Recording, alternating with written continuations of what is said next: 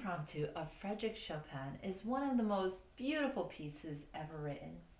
It is a difficult piece to play, and one of the major difficulties in it is making the two polyrhythms come together.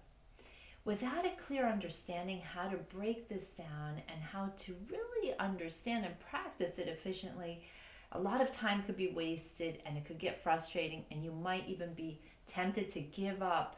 However, it can be overcome. I'm going to show you in this video some key strategies and principles that will get you playing the Fantasie Impromptu in no time.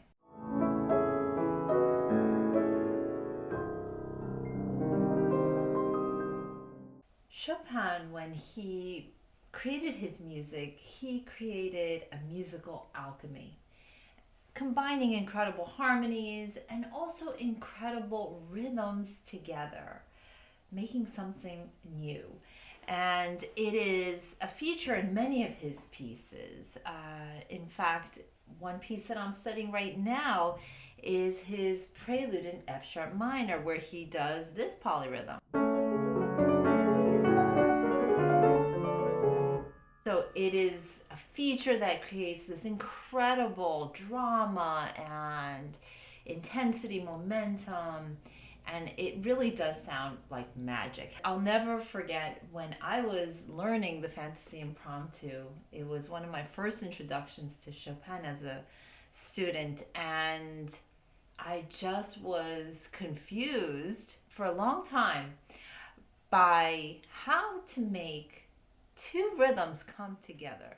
And as I practiced the left hand in 6, 1, 2, 3, 4, 5, 6, or 1, 2, 3, 1, 2, 3 first, then I try to put the right hand together, and the right hand is in 4. 1, 2, 3, 4, 1, 2, 3, 4, 1, 2, 3, 4, 1, 2, 3, 4. So I remember practicing, and this is, of course, the way to practice anything is slowly. But I thought, how in the world to get these two rhythms together? And so it started to sound like this. Or something like that. As I tried to mesh these two rhythms together. And I will never forget the moment where it finally clicked, and it was a feeling that I remember like yesterday, and I thought, how could this happen? That something that sounds like this, like nothing like the Fantasie Impromptu that we know, could go from that to. Anyway, it was pure magic. And I hope that this video could impart that. It's an incredible discovery when you first get into polyrhythms, and when they finally click, it is euphoric, and it is magical, and it is alchemy at its very finest. It's that moment like when you have two things, red and blue, and they come together to make purple. And how does this happen? How does this happen in music, right? So it's a sense of wonder. And so let's now dive in and figure out how to best crack the code on polyrhythms.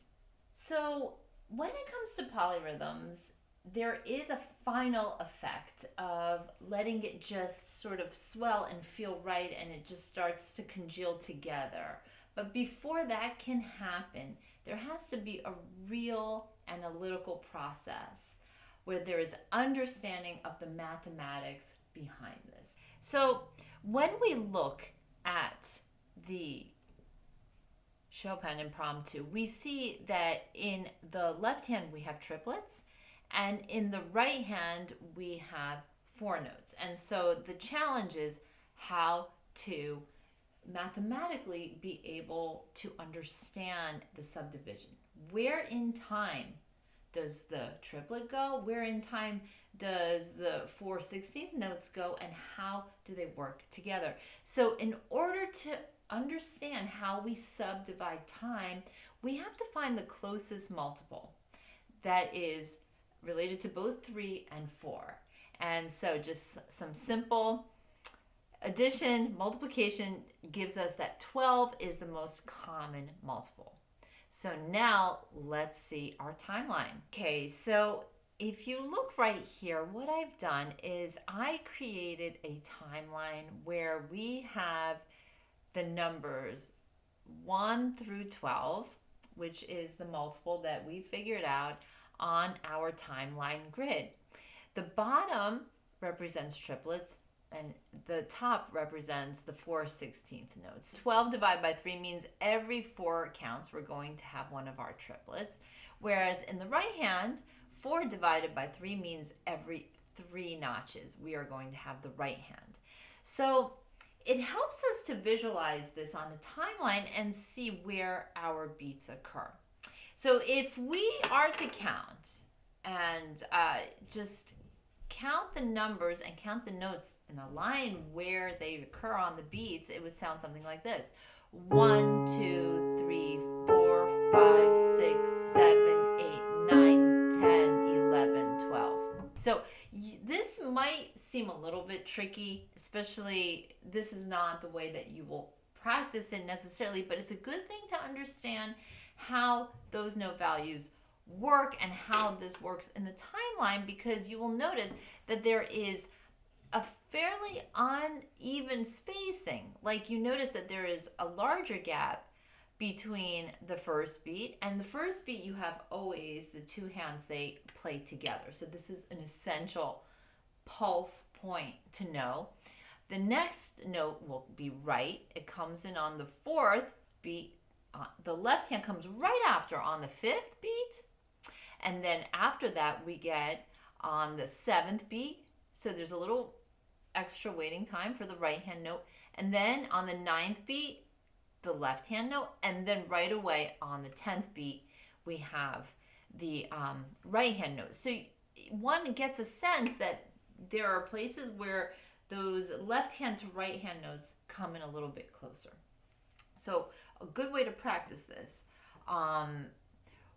is just to play 1, 2, 3 triplets in the left hand and 4 in the right hand. 1, 2, 3, 4. If you'd rather play a chord in the left hand, that's fine too. 1, 2, 3. But let's just very slowly count it with this number 12. 1, 2, 3, 4, 5, 6, 7, 8, 9, 10, 11, 12. 1, 2, 3, 4, 5, 6, 7, 8, 9, 10, 11, 12. Okay, so that doesn't sound so good, but then we at least know the breakdown of the beats. So that is step 1.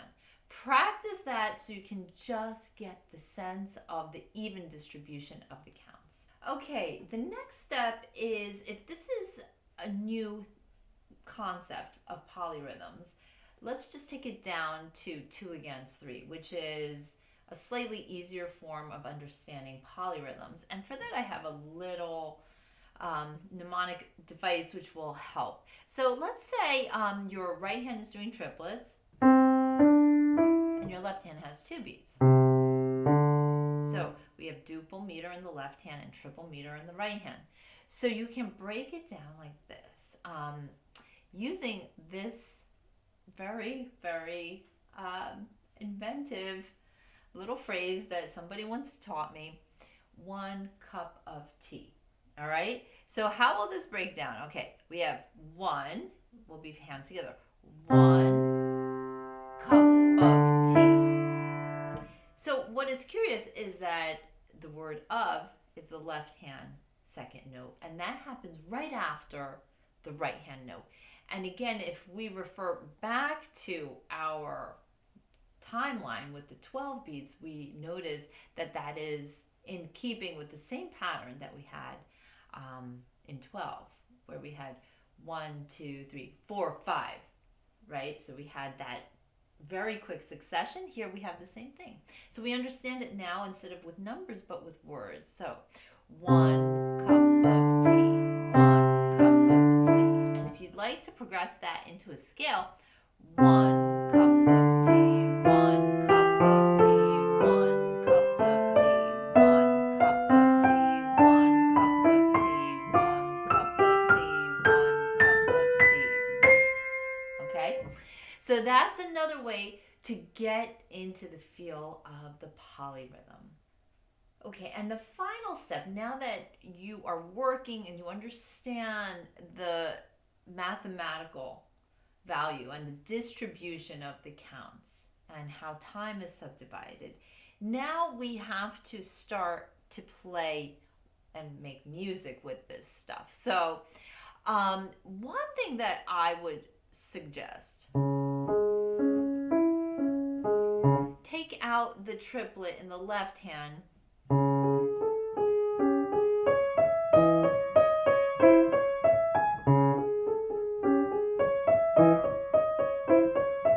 and simply play the places that the hands come together, which is on the first beat, and then again after when you start the second triplet.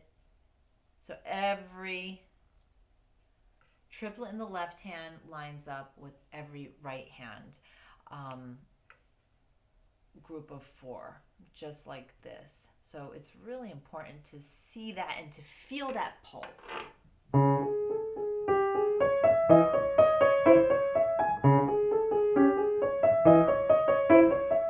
You can do just simple octaves in the left hand. Okay, and once you get that, now you know where those bold points of unity are for the hand.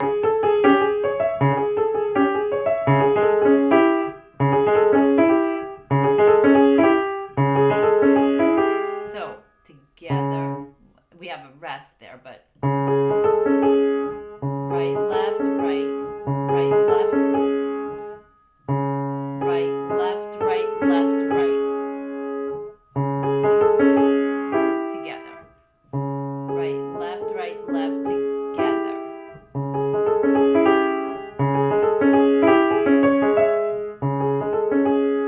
So just focus on first getting the feel of on the beat, every triplet, 1, 2, 3, 1, 2, 3, 1, 2, 3, where you feel those hands come together and then start to insert the notes below. Some final tips. Tip number 1, always feel the pulse. Because again, this is, once we understand the mathematics behind it and we analyze it, which is important to do, because then our conscience is clear. We've left no stone unturned. As complex as it might seem, we at least have gone there and we have explored and understood the mathematics behind it, which is key.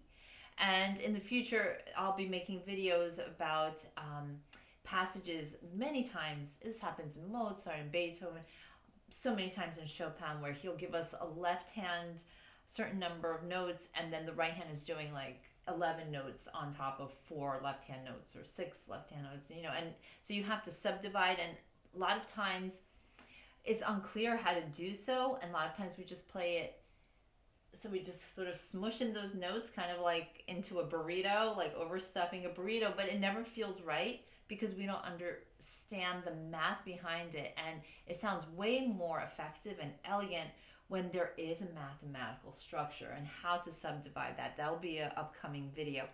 But in this case, one must feel the pulse now every 3 and try to make those in-between notes, when you're inserting them, staggering them, they have to sound not robotic. They have to start to now congeal together.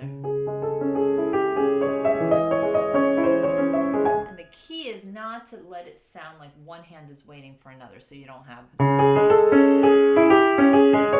right? Because then it starts to sound very jagged. So the whole idea is to smooth it out. And that's not to say you can't use rubato. You can, but it shouldn't sound jagged. Tip number 2, now that we went through and reviewed the counting, don't count too much with the metronome. I would say you can use it for, like, I would say put it on a very slowish count of 4, so you have a tick every triplets. Tick, tick, tick, tick, tick.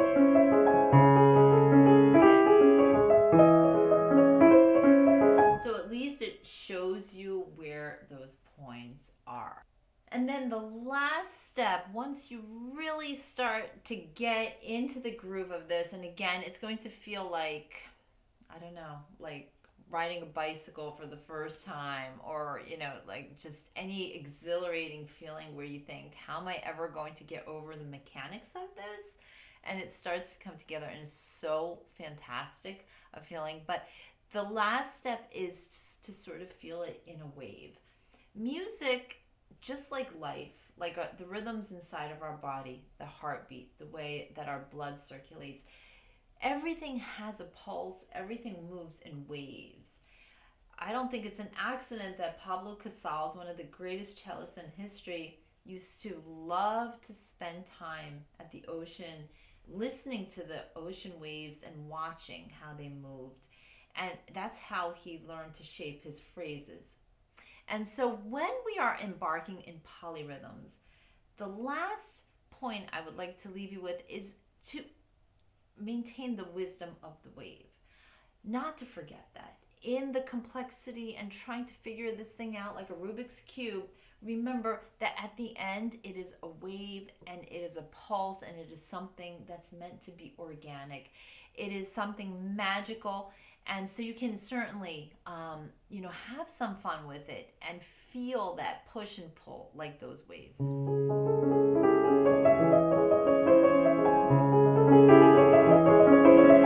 You can surge it forward until finally you get to that point like, wow, I could keep surging and surging. So first start with small surges. Accelerate and decelerate as you feel comfortable. In the harder passages, slow it down. No problem with that. Because soon you'll get into such a state of ease with this that you'll be able to now surge more in faster pulses. You see, and then you have it. Okay, so I hope that you've enjoyed this video. If you'd like to watch more videos about Chopin, the art of Chopin, I am doing a introspective examination of all his preludes in story, in music, and also with full-length tutorials on each prelude, and that is available on ChopinDreams.com. So let me know in the chat below, what Chopin piece are you working on? Are you studying Fantasie Impromptu? If so, I would love to hear how you're doing with the polyrhythms, and would love to hear your final performance of it too. So let me know how you're doing with it, and I can't wait to see you in the next video. So until then, happy practicing.